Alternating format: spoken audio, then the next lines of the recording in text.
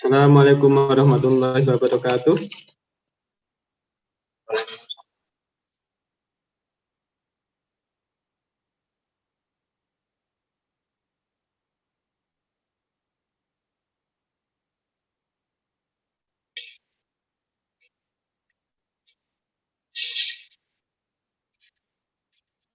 Oke, marilah kita buka untuk perkuliahan hari ini dengan bacaan basmalah.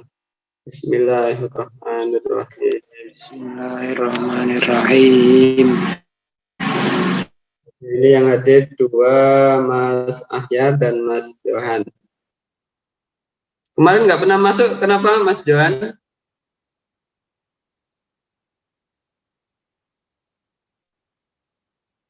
Halo, Mas Johan? Ya, Pak. Kenapa nggak pernah masuk kemarin? Itu Pak, ketiduran Pak. Sebenarnya udah bangun sih Pak, cuma ketiduran lagi. Mas sudah 2 kali loh ini loh. Jangan sampai 4 kali ya. Iya Pak.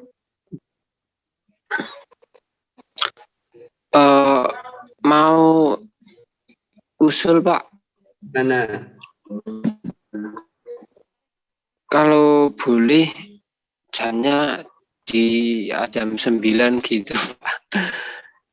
Soalnya ya agak sulit nek bangun pagi. Walaupun biasanya udah bangun tapi ketiduran lagi Pak nek pagi. Oke, gini aja jam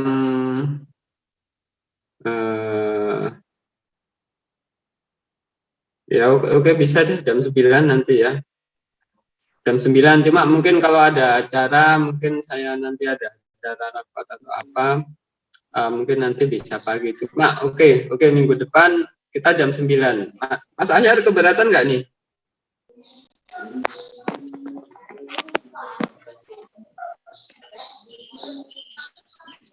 Oke deh, jam 9. Nanti kok kalau sudah jam 9 ternyata Mas Johan nggak masuk juga, ya udah memang nggak niat berarti ya. Ini sudah baca-baca belum nih Mas Johan nih materi yang akan datang, materi ini sekarang distribusi, tentang pendistribusian dan pendayagunaan zakat. Maaf Pak, ini sinyalnya kurang bagus. Ya, sudah baca-baca belum materi yang sekarang ini?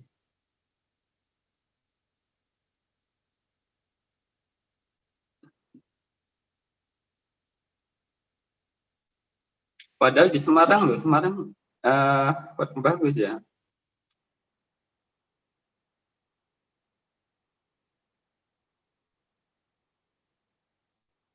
Sekarang kedengeran nggak, Mas Johan?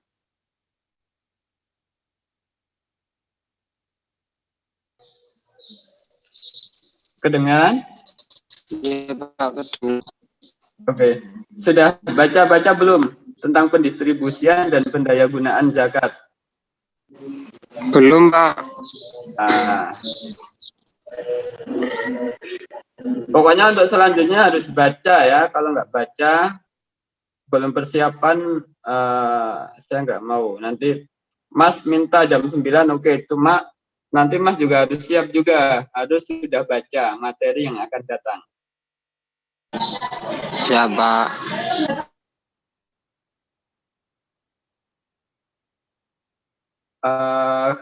Kalau Mas Ahyar kemarin malah sudah baca yang ini ya, Mas Ahyar.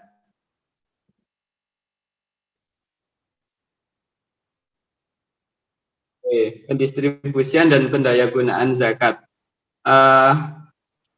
Memang kalau kita lihat berdasarkan ayat Al-Quran, yaitu surah At-Taubah ya, ayat 60, yang bunyinya innama shadaqatu lil fuqara'i wal masakini wal amilina 'alaiha wal mu'allafati qulubuhum wa fi riqabi wal gharimina wa fi sabilillahi wa ibnis sabil. Fariidatan minallah wallahu alimun hakim. Jadi sesungguhnya zakat itu hanyalah untuk orang-orang fakir, orang miskin, ambil zakat, kemudian mu'alaf, yaitu yang dilunakkan hatinya, kemudian wafir riqab, yaitu untuk memerdekakan hamba sahaya atau budak, kemudian untuk membebaskan orang yang berhutang, yaitu gharim, kemudian untuk jalan Allah fisabilillah, dan untuk orang yang sedang dalam perjalanan atau ibnu sabil. Kemudian sebagai kewajiban dari Allah, Allah Maha mengetahui, Maha bijaksana. Ya itu. Coba sekarang Mas Ahyar nih, tadi pendistribusian. Jadi zakat itu sudah ada ketentuannya, diberikan kepada siapa-siapa saja, dan ini berbeda dengan sedekah. Kalau sedekah itu kan bisa diberikan kepada siapa saja, ya, tidak memandang dia kaya atau miskin atau apa.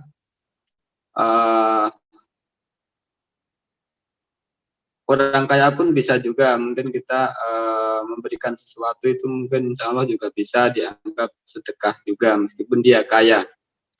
Cuma nanti kalau masalah pahala, bagaimana besar antara orang yang kaya dan orang miskin yang diberi itu, mungkin itu Allah nanti yang menilai, ya. Mungkin juga Mas memberikan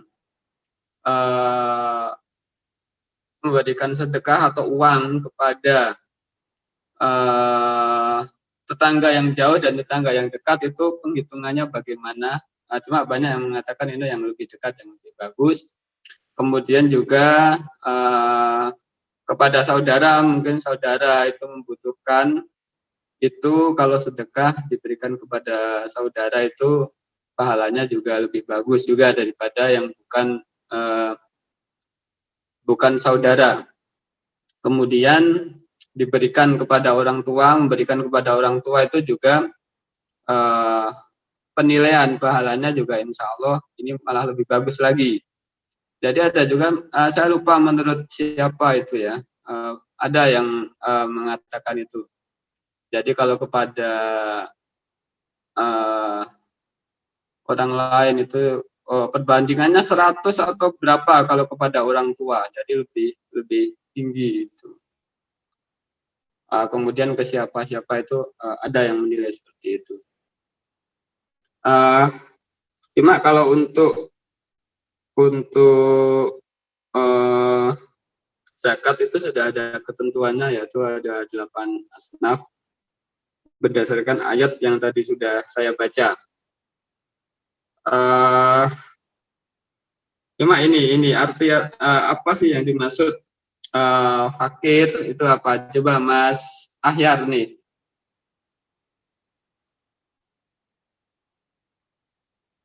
Oke. Jadi memang kalau masalah meminta-minta itu memang dalam ajaran Islam memang itu sangat tidak dianjurkan, ya. Memang baik fakir atau miskin itu memang sangat tidak dianjurkan untuk meminta-minta. Ya memang golongan pertama yang memang sangat membutuhkan adalah fakir. Jadi kalau memang mungkin di sekeliling kita mungkin ada yang fakir, artinya memang dia orang yang tidak memiliki harta atau penghasilan pun juga kadang juga nggak jelas juga untuk memenuhi keperluannya, untuk memenuhi sandang, pangan, tempat tinggal dan lain-lain. Nah ini yang lebih diutamakan untuk diberi. Kemudian selanjutnya adalah miskin. Coba Mas Johan, Mas juga buka dulu yang sudah di-share oleh Mas Ahyar. Sudah buka belum nih? Udah, Pak. Oke, halaman 268. Coba miskin apa, Mas? Miskin orang yang punya sedikit harta untuk mencukupi kebutuhannya sehari-hari, Pak.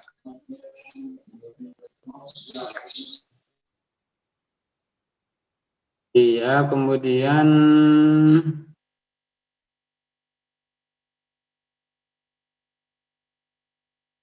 ya intinya adalah orang miskin itu adalah orang yang tidak mampu memenuhi kebutuhan diri dan keluarganya secara wajar. Jadi mereka punya pekerjaan dan penghasilan, tapi memang tidak cukup untuk memenuhi kebutuhan diri dan keluarganya. Kalau fakir tadi tidak mempunyai pekerjaan dan penghasilan, kalau ini mempunyai, tapi dia tidak cukup untuk memenuhi kebutuhannya. Kemudian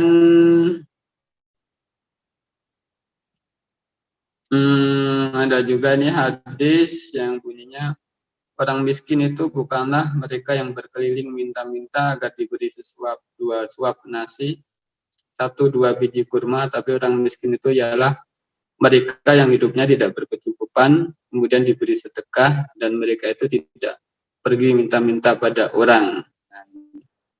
Bukan karena minta-minta terus dianggap miskin. Apalagi sekarang banyak juga orang yang minta-minta itu ternyata malah kaya ya, duitnya banyak. Dulu pernah juga ya, orang minta-minta pengemis ternyata dia hingga puluhan juta itu uangnya, dulu pernah kejadian. Ya memang itu sih, apalagi sekarang ini banyak sekali mungkin kalau kita lihat di masa pandemi ini, saya pergi kemana saja mungkin di perempatan itu banyak sekali juga orang-orang yang minta, kemudian pengamen bisa nggak nih dianggap orang yang minta-minta, bisa nggak ya? Bisa nggak nih Mas Ahya? Enggak, Pak. Iya sih memang. Ya mungkin lebih cenderung ke itu ya, minta-minta mungkin. Ada juga mungkin orang yang dikasih cat itu, itu sampai dicat putih-putih itu, apa nggak sulit itu menghilangkannya. Ya intinya bukan orang yang seperti itu. Apalagi mungkin kalau dilihat ternyata di jalan-jalan itu, perempatan di mana itu penghasilannya malah banyak dibandingkan mungkin orang yang jualan, tapi memang apa ya, kurang bagus saya kira. Mungkin kalau ada yang lain, usaha dulu deh gitu. Itu suatu hal yang memang tidak dianjurkan seperti itu.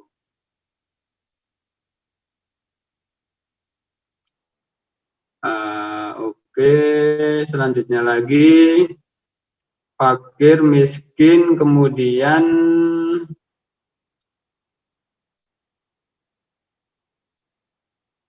yang ketiga itu Ahyar, coba ambil apa nih pengertiannya nih.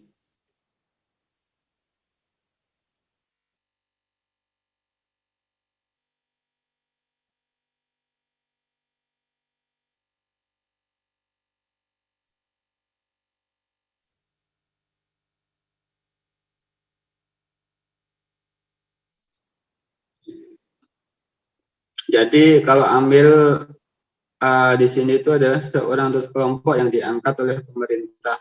Kalau di sini sekarang sudah ada Basnas, sudah agak lama juga berdirinya. Basnas itu mungkin yang dimaksud. Cuma ada juga ini sekelompok orang yang dibentuk oleh masyarakat dan disahkan oleh pemerintah. Kalau ini misalnya seperti Lazis ya, lembaga amil zakat infak sodakoh. Kalau Basnas itu kan milik pemerintah, kalau Lazis kadang bisa milik organisasi. Ini entah disahkan sama pemerintah atau enggak. Cuma kalau Lazisnya jelas itu ada disahkannya, yang ada ada apa ya? Mungkin ada nomor atau apa mungkin. Lazisnu, lazismu itu kan ada. Itu disahkan juga. Kemudian ini aturannya ini ya, ternyata ya, maksimal itu 1/8 atau 12,5%. Dengan catatan bahwa amil zakat ini memang melakukan tugas-tugas keamilan dengan sebaik-baiknya. Dan waktunya sebagian besar atau seluruhnya untuk tugas tersebut. 12,5% gimana? Termasuk banyak nggak nih menurut Mas Ahyar nih?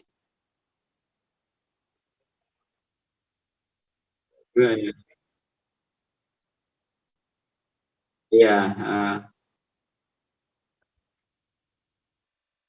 Apalagi mungkin kalau dapatnya banyak ya satu wilayah. Basnas itu kan wilayahnya apa ya?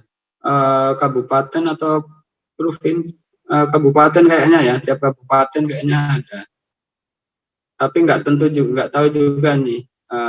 Kalau Jogja apakah satu kabupaten atau provinsi ini?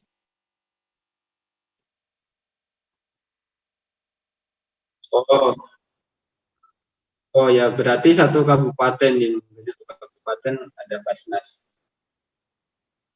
Kalau 1 M saja lumayan ya, 1 M 12,5% itu udah berapa ratus juta kan? Nah, ya. Hmm. Cuma memang nggak satu. Cuma ini kan digaji, kalau Basnas kan PNS banyak. PNS digaji oleh pemerintah. Lain yang lazisnu, lazismu itu kan enggak. Jadi mungkin diambil dari ini. Berapa persennya saya juga kurang tahu juga. Sebenarnya ada sih teman saya itu ketua lazisnu DIY, Pak Joy. Nanti deh saya jadi kepikiran nih berapa bagian ambil dia sebagai itu ya. Sempat belum sempat tanya-tanya nih. Ya dari ini enggak, ya wajib menerima, cuma seandainya ambil juga boleh. Jadi meskipun kaya, cuma dia sebagai ambil boleh juga. Kalau nggak diambil malah bagus banget itu kan. Oh disalurkan semua aja, bagus sekali dia sebagai ambil nggak ngambil. Cuma kan kadang apa ya, ya jarang-jarang mungkin ya. Malah pengen yang jadi tanda tanya, wah jangan-jangan nanti banyak orang curiga ambilnya malah bagiannya banyak ini kan. Oke itu tentang amil. Kemudian selanjutnya lagi ternyata ini ada syarat-syarat jadi amil zakat beragama Islam, mukallaf, merdeka, kemudian memiliki kompetensi, sidik, amanah, jelas ya ini amanah, apalagi fatona, tablik, adil, sabar, sehat, visioner, optimis, profesional, entrepreneurial. Apa? Dari kata entrepreneur apa ya? Transformasional dan perbaikan berkelanjutan. Selanjutnya lagi mu'alaf. Coba Mas Johan, apa nih maksud mu'alaf?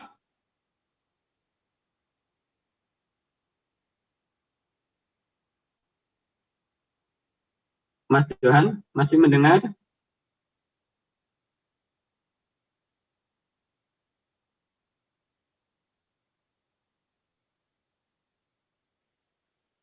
Oh iya ya, ya udah deh. Mu'alaf itu adalah orang yang baru masuk Islam.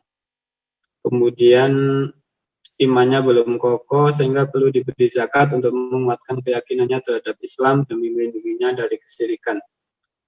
Ya, jadi itu. Jadi mu'alaf itu ya. Cuma kadang pikiran kita itu mu'alaf itu kan harusnya juga ada batasannya ya. Mungkin 2 tahun, 3 tahun, 4 tahun. Kalau dia mungkin sudah nggak dikatakan mu'alaf lagi mungkin ya. Nah itu. Nah, iya sih. Di sini betul, mereka. Cuma kalau mu'alaf itu jadi kalau kaya tapi dia mu'alaf, gimana ya? Tapi ini kan mu'alaf itu karena dia baru masuk Islamnya ya, jadi mungkin bisa bisa bisa tahu. Maksud saya mungkin orang-orang Islam itu ternyata apa ya, aduh baik baik kepada dia gitu kan. Nah, jadi itu bisa merupakan apa ya, bisa menguatkan juga ternyata orang-orang Islam itu ya dengan masuknya Islam baik dengan dia dengan cara memberinya memberinya itu. Cuma mungkin uh, bisa jadi orang yang diberi itu juga nggak mau juga kalau dia memang kaya ya. Tapi di sini nggak ada keterangannya Mas, nggak ada keterangan kalau dia mualaf tapi dia kaya apakah dia nggak berhak. Di sini nggak ada keterangannya. Jadi seperti Amil tadi, jadi meskipun kaya cuma dia karena Amil itu tetap bisa juga diberi.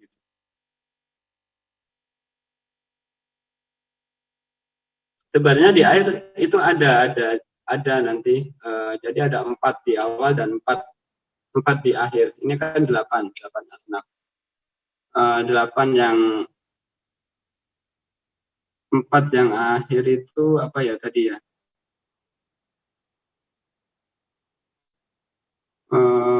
Ya nanti kita lihat lagi nanti. Kelima itu adalah likop hamba sahaya yang ingin memerdekakan diri. Mungkin ini sudah nggak ada mungkin ya, perbudakan sudah nggak ada. Kemudian selanjutnya lagi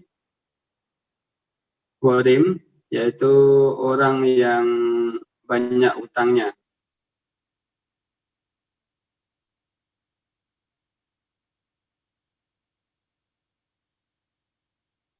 Gharimin. Orang yang berutang untuk kebaikan, bukan untuk maksiat, dan orang tersebut tidak mampu membayarnya. Jadi kalau mungkin pengusaha itu kan mungkin banyak utangnya ya, mungkin banyak utangnya untuk usaha, itu nggak bisa itu dikatakan dia sebagai gharim. Jadi ini yang memang dikatakan gharim itu yang memang dia berutang yang untuk kebaikan dan kemaslahatan dirinya, kemudian itu memang untuk membiayai dirinya, jadi memang tergolong tidak mampu, intinya itu tidak mampu, bukan karena kalau dia pengusaha memang dia utang kemana-mana, itu memang pekerjaannya seperti itu kadang ya. Kemudian yang ketujuh ini sabilillah, coba Mas Ahyar.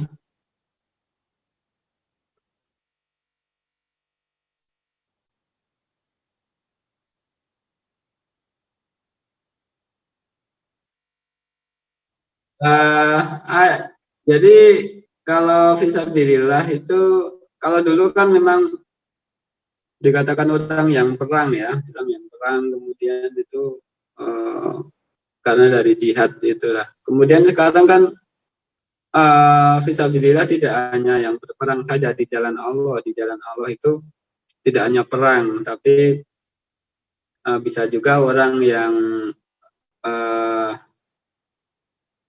apa ya, jalan, artinya dia orang yang bersifat umum. Jadi segala amal perbuatan yang ikhlas ataupun yang bertakarub kepada Allah untuk melaksanakan perbuatan wajib, sunnah, dan bermacam kebaikan lainnya. Jadi bisa jadi kiai atau ustadz itu mungkin bisa dikatakan fisabilillah. Jadi orang yang berperang itu kan perang ke sana cuma ikhlas karena Allah kan. Maksudnya ikhlas karena Allah, itu lafaz dimaknai jadi tidak mesti perang saja gitu, tapi bisa juga dia melakukan perbuatan yang baik dan itu memang pekerjaannya seperti itu bisa dikatakan fisabilillah.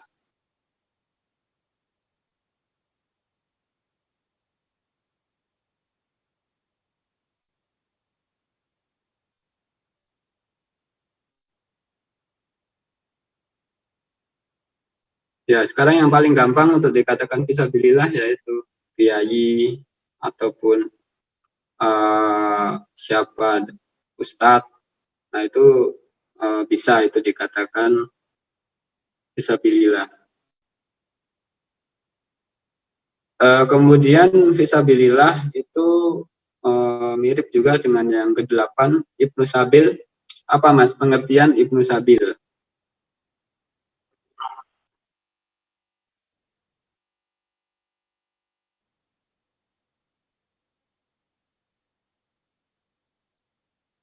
Oke, jadi mirip fisabilillah dengan Ibnu Sabil itu kata-katanya mirip ya, cuma berbeda maknanya. Kalau Ibnu Sabil tadi adalah orang yang bepergian entah kemana gitu, dan ada batasannya. Kalau menurut Imam Syafi'i itu batasannya adalah 4 hari. Jadi mungkin Mas pergi kemana selama 4 hari, di situ di luar perjalanan berangkat dan pulang itu masuk kategori Ibnu Sabil.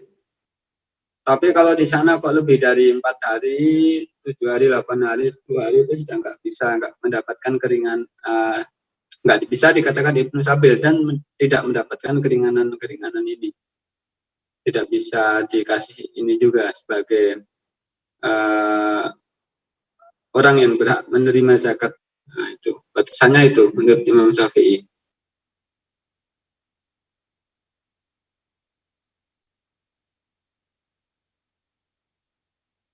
Tadi sudah delapan golongan, kemudian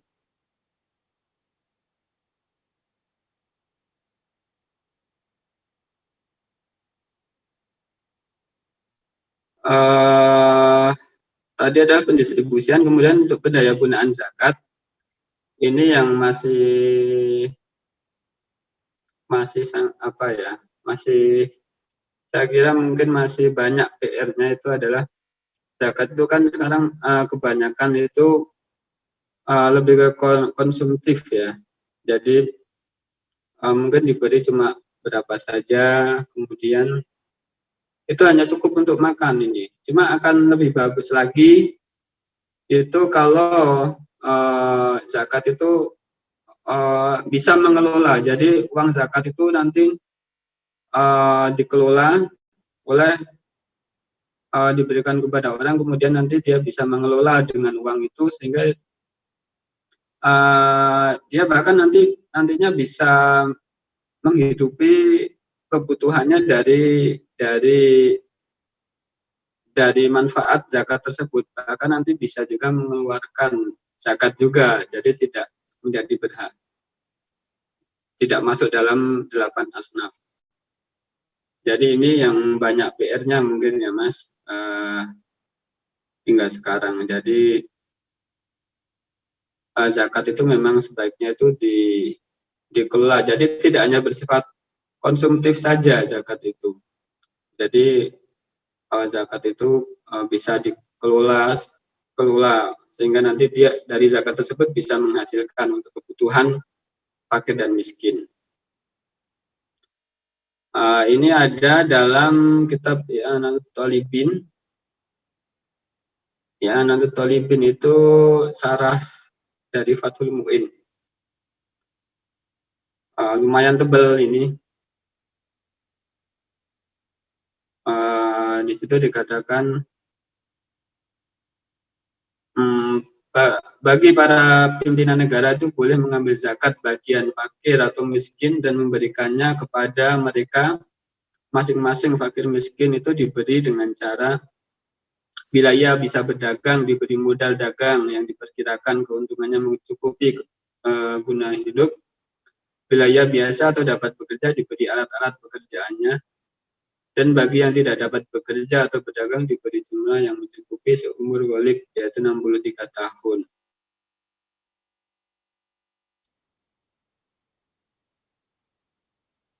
Ya, ini.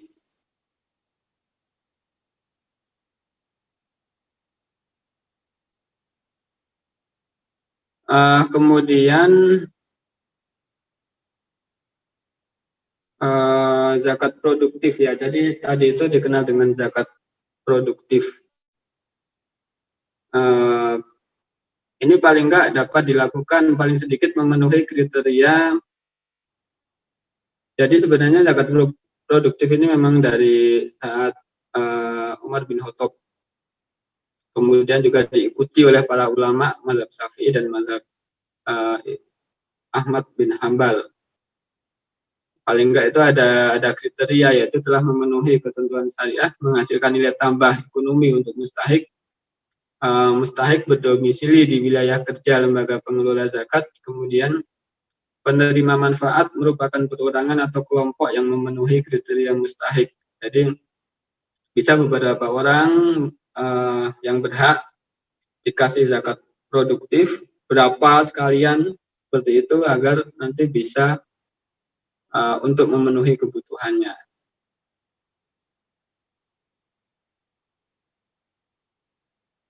Jadi memenuhi kebutuhannya dari hasil usaha tersebut. Kemudian memberikan pembinaan dan pendampingan kepada mustahik dan amil zakat yang berada di wilayah domisili mustahik.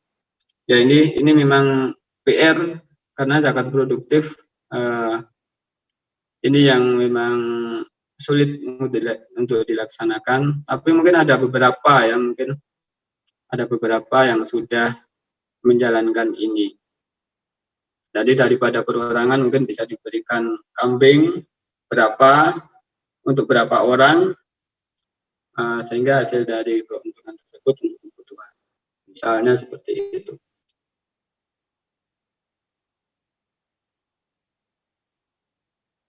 Oke, ini saya kira mungkin cukup untuk pendistribusian dan pendayagunaan zakat. Apalagi ini waktunya sudah mau habis. Untuk selanjutnya nanti kita masuk jam 9 ya. Dan baca dulu nanti Mas Ahyar dan juga Mas Johan ya, Mas Johan. Masih di sini? Iya, Pak. Masih, Oke, Pak. baca materi yang akan datang. Itu di RPS sudah ada. Yaitu tentang peraturan-peraturan dan lembaga pengelolaan zakat. Oke, kita cukup untuk perkuliahan hari ini. Assalamualaikum warahmatullahi wabarakatuh. Oke, sama-sama Mas.